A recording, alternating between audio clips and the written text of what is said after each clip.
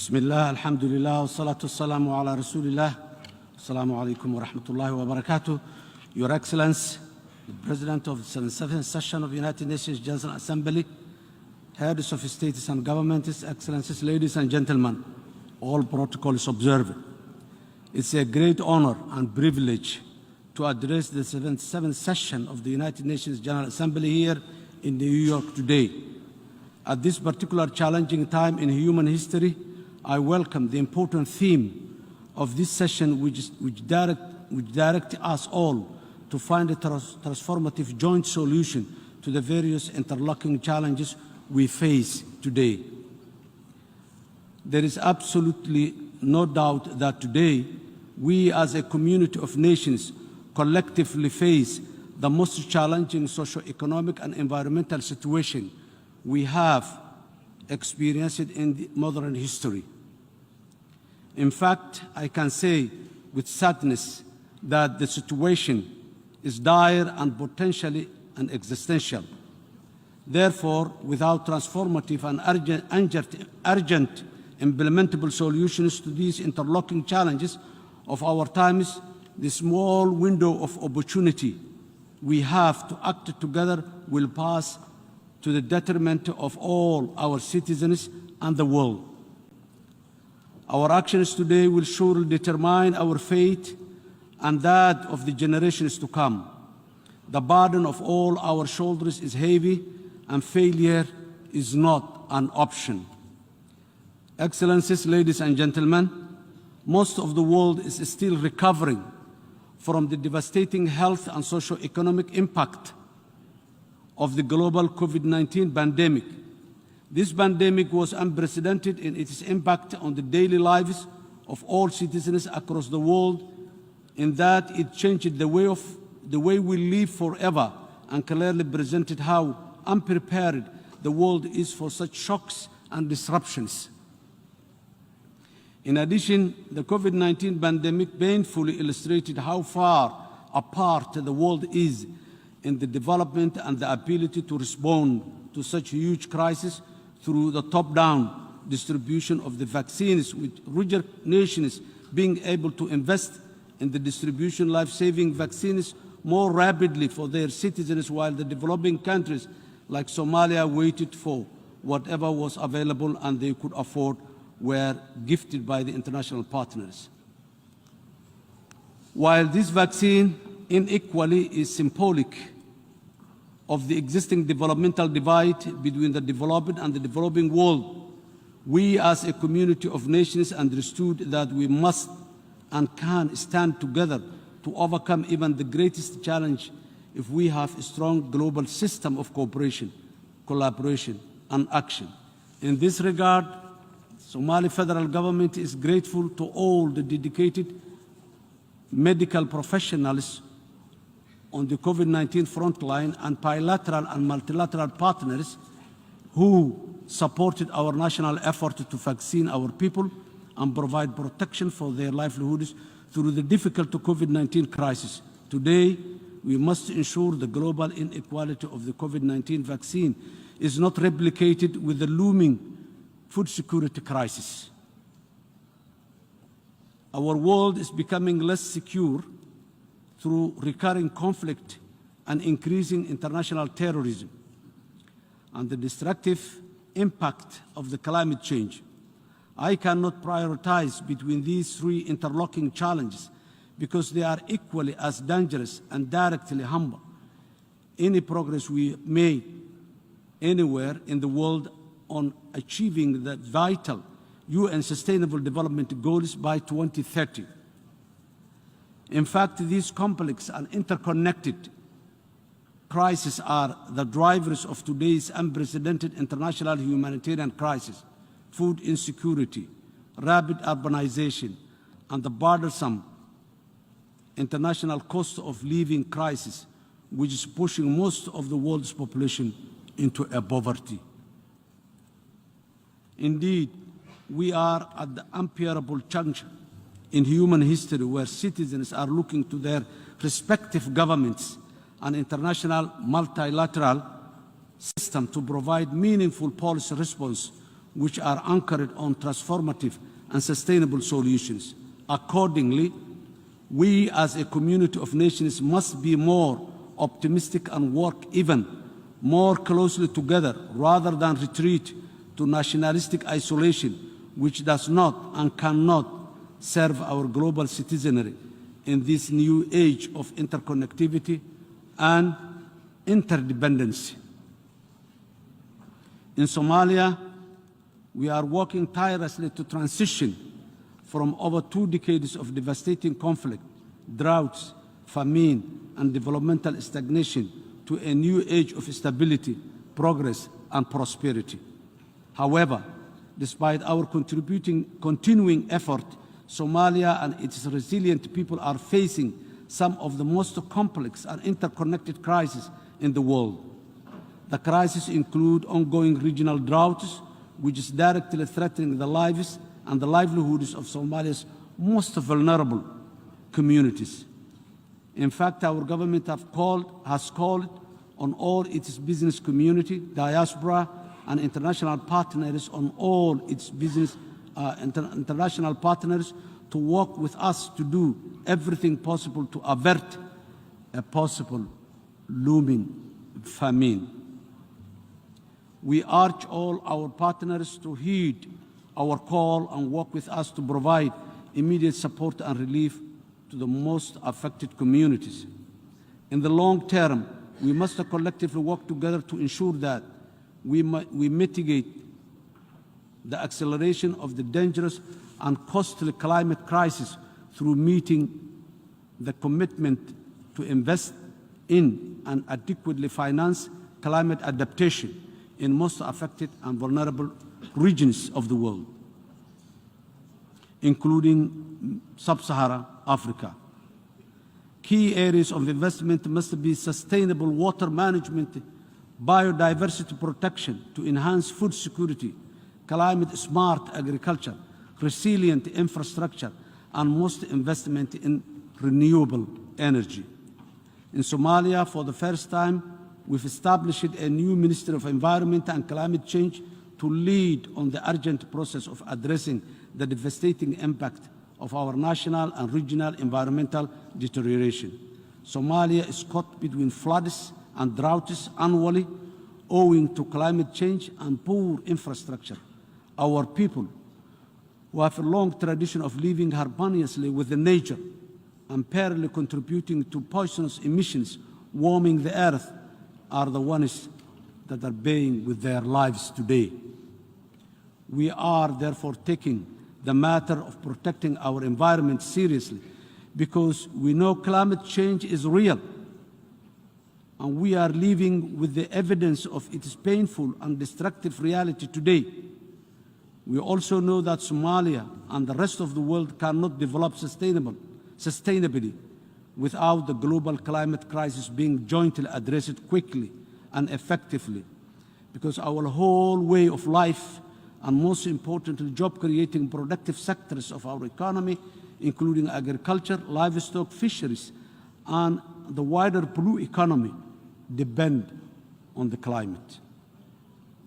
Excellencies, ladies and gentlemen, terrorists are making our world less safe by the day. Terrorism remains a persistent and complex challenge which both contributes to and exacerbates all other crises, including food insecurity, displacement of people from their homes, and climate change. Terrorists have no religion or human values.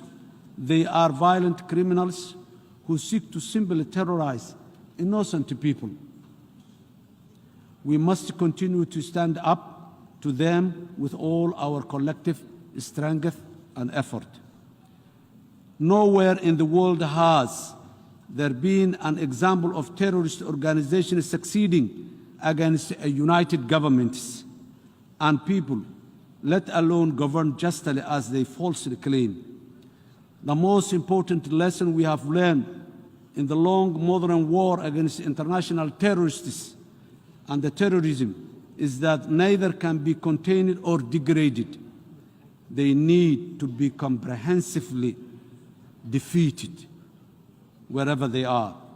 In Somalia, we are actively fighting the terrorist group called Al-Shabaab, who are Al-Qaeda affiliate, and ISIS separately. Both are criminally misrepresenting the beautiful and the peaceful Islamic religion and values to destabilize the region, and in the process terrorize the Somali people and their brothers and sisters in the neighboring countries and across the world. In recent weeks, the unprovoked violent and senseless actions of Al-Shabaab against innocent civilians across Somalia has highlighted the urgent need for an expedited common national and international response to defeating them on a permanent basis to advance regional and global security. At the height of the humanitarian crisis, this group, which falsely claims to be Islamic, blew up desperately needed water wells, water catchments, banned transport, carrying food, and killed innocent people who were already struggling to live because of the impact of the severe drought in our country today. This is the true criminal and despicable face and intentions of the terrorists and terrorism. On our part, the Somali federal government and its federal member states, with the direct support of our brave and resilient people, are responding by challenging and defeating terrorist groups in major localities in which they still remain some parts.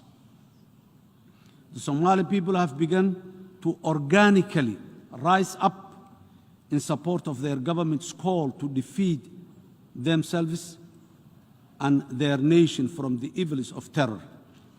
As recently as this past month, more towns and villages were recovered from our offensive military operations with the support of the local communities. We are now confident that some enhanced public support, our government will eliminate terrorism from Somalia. Because the Somali people have finally realized that Al-Shabaab's repressive actions will not end until we all take action to achieve this. In a nutshell, the Somali people now believe Al-Shabaab can and only be defeated, and this is our real source of energy and inspiration as a government in the fight against international terrorism. As the policy level, the Somali government will continue to work with all its partners, including the African Union Transition Mission in Somalia, in the fight against global terrorism.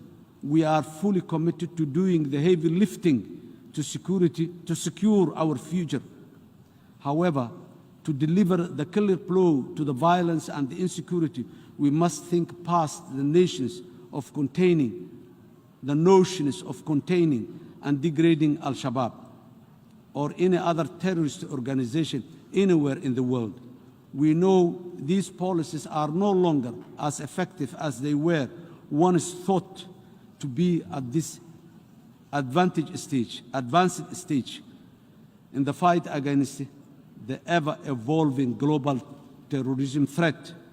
Instead, we need to focus all our joint effort on Somali government's new strategy of military, ideological, and financially challenging terrorism and terrorists to ensure that they are comprehensively defeated once and for all and quickly. Furthermore, the Somali government is sincerely committed to working with all the partners to effectively train, equip, and sustain its armed forces with the view to ongoing forward fully. That is the only long-term sustainable solution for stability and progress our country and the region and the world at large.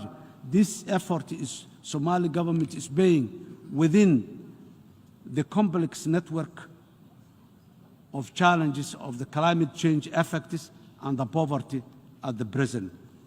Ladies and gentlemen, without predictable and committed national and international financing, it's not possible to realize the transformative solution to financing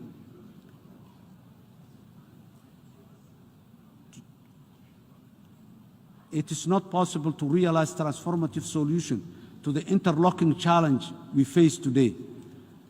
In Somalia, we are working to enhance our economic capacity through a rigorous economic and financial reform program. This will strengthen Somalia's economic fundamental, improve public financial management, and mobilize more urgently needed domestic resources to respond to the crisis more sustainably and swiftly. We are very much grateful for international financing organizations like the World Bank and the IMF, who is supporting Somalia to make a real reform, economic and financial reform. However, given Somalia's fragile economic situation as a recovering post-conflict state, financing global development priorities must be underpinned by a common international commitment to support countries like ours with more concessionary financing, capacity building, and investment in all areas that can strengthen resilience to today's multiple crises, including climate change, security, and the provision of social protection for the most vulnerable in our societies. We must also facilitate and promote private sector investment and participation in overcoming these challenges to transition from simply what is now referred to as a corporate social responsibility to common social prosperity, in which we all contribute our fair share, and our governments must facilitate and improve further the enabling environment necessary for that private investment. In conclusion, there is no escaping the global vicious cycle of complex and interconnected crises which challenges our citizens and the wider world.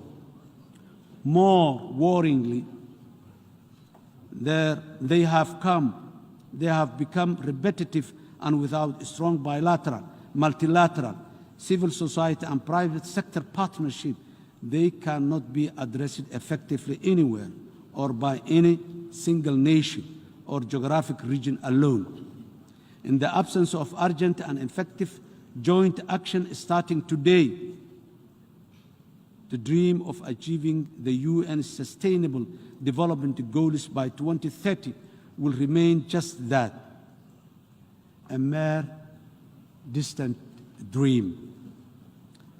On our part, the Somali government is committed and determined to defeat international terrorism with all our international partners, tackle extreme poverty, raise the environmental consciousness of our population, mitigate the worst of the climate change impact, and rebuild an inclusive, resilient, and people-centered society and economy through our successful ongoing socio-economic reform program. These are the basis for the transformative solutions that will help us mitigate and overcome the interlocking challenges that our nations face today and pave the way for a future progress and prosperity.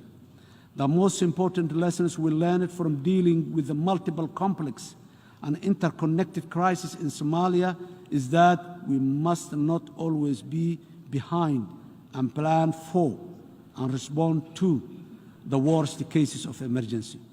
When we have many early national and international warning systems in place, it's better and more just and prudent to plan ahead and focus on building resilience by finding and financing durable solutions that help to deliver sustainable development for the most vulnerable across the world. In Somalia, we have a wise saying, and it is, one finger cannot wash a whole face. If we work together sincerely, collaboratively, as a community of nations, no challenge, no matter how big it is insurmountable. I thank you all.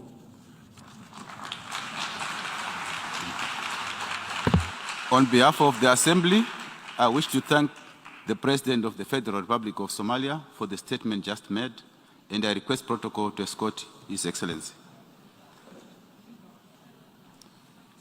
The Assembly will hear an address by His Excellency Evariste Ndayishimiye, President of the Republic of Burundi. I request protocol to escort His Excellency.